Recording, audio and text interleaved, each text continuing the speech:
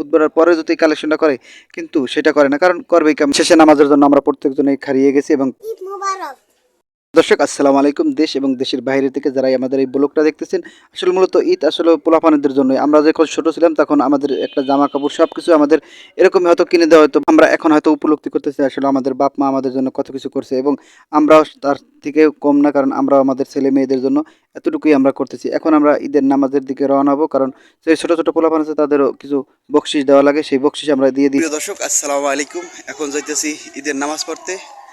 আর এই জায়গা দিয়ে হয়তো মূলত আমাদের যে বাসা, এই বাসার সামনে দিয়ে আমরা ঈদের নামাজ পড়তে যাব। এবং দেশ দেশের বাইরে যারা আছে সবাইকে ঈদ মোবারক। নামাজ পড়ার জন্য আমার সামনে আমার বাবা এবং আমার ভাইয়ের ছেলে আর দুজন রওনা দিতেছে।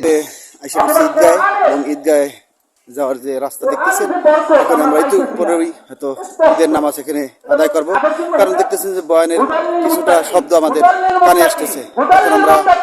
এখন আমরা ছোটকালের থেকে যে ঈদগায় নামাজ পড়িতেছি, সেই ঈদগায় এখন আমরা উপস্থিত। এখানে আমার দাদা এবং বাপের চাচারা যারা আছে তারা মূলত এই জায়গায় নামাজ পড়েন, আমরা এখানে মূলত এখন উপস্থিত আছি।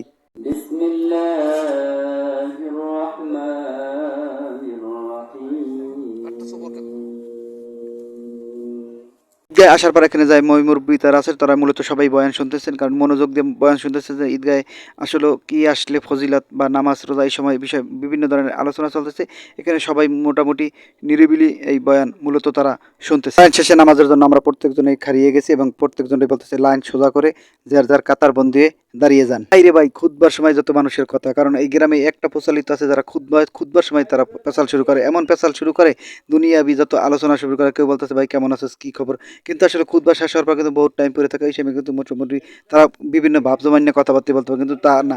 এই গ্রামে এই একটা চিত্র দেখা যায়, আসলে খুতবার সময় বেশিরভাগ মানুষ পেশাল পারে, এবং পেশাল এক প্রকারে এমন হয়ে যায় যে এই পেশালটা অতিরিক্ত পেশাল হয়ে যায়। কিন্তু মানুষের অতিরিক্ত পেশালটা কিসের জন্য পারে এটা আসলে বুঝতেছে না। এর মধ্যে আরও শুরু হয়ে যায় কালেকশন। এই কালেকশনটা শুরু হয়ে যায় খুতবার ভিতরে দিয়ে, কারণ এই খুতবার পরে যদি কালেকশনটা করে, কিন্তু সেটা করে না, কারণ করবেই কেমনে, তখন আর লোকজন থাকে না, আসতে যার যারা উঠে হাঁটা দেয়। পর এলাকার ভাই বেরাদার এবং চাচা খুড়া যারা থাকে তাদের একটা আবদার আছে, তাহলে ছবি করতে হবে। ছবি না তুললে আসলে পেটের ব্যথা হজম হবে না। তারা সবাই বলতেছে ভাই একটা ছবি তোলা, কারণ ছবি তোলার পর এটা একটু ফেসবুকে যদি আপলোড না দেয়, আসলে কেমন জানি কেউ স্মৃতি হিসাবে ধরে রাখতে চায়, কেউ আবার বলতেছে না এই মুহূর্তে ছবি তোলাই লাগে। ভাই আমি কিন্তু সমস্যা নাই, আমরা আছি যখন ছবি তোর তুলে দেওয়াই লাগবে, কোনো সমস্যা নেই, আমরা আছি না সবসময়, ছবি তুলবো। এই জন্য প্রত্যেকজন লোকের ছবি তুলে রাখলাম, এবং এটা মনের মাধুরীর ভিতর আসলে মিশিয়ে রাখলাম।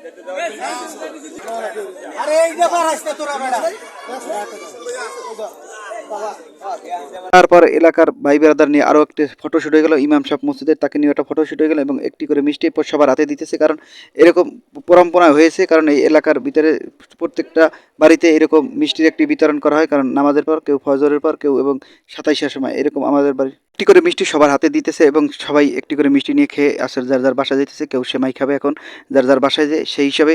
এবং আমাদের এরকম ভিডিও যদি আপনাদের ভালো লাগে অবশ্যই সাবস্ক্রাইব করবেন, এবং যারা ইউটিউব থেকে দেখেন আর যারা ফলো দিয়ে রাখবেন, যারা ফেসবুক পেজের থেকে দেখতেছেন, এবং বেশি বেশি শেয়ার দেবেন। এরকম ভিডিও আমরা মোটামুটি আপনাদের সামনে তুলে ধরবো, এলাকার এবং গ্রামের যত সৌন্দর্য মূলত এটা তুলে ধরবো আপনাদের মাঝে আমরা।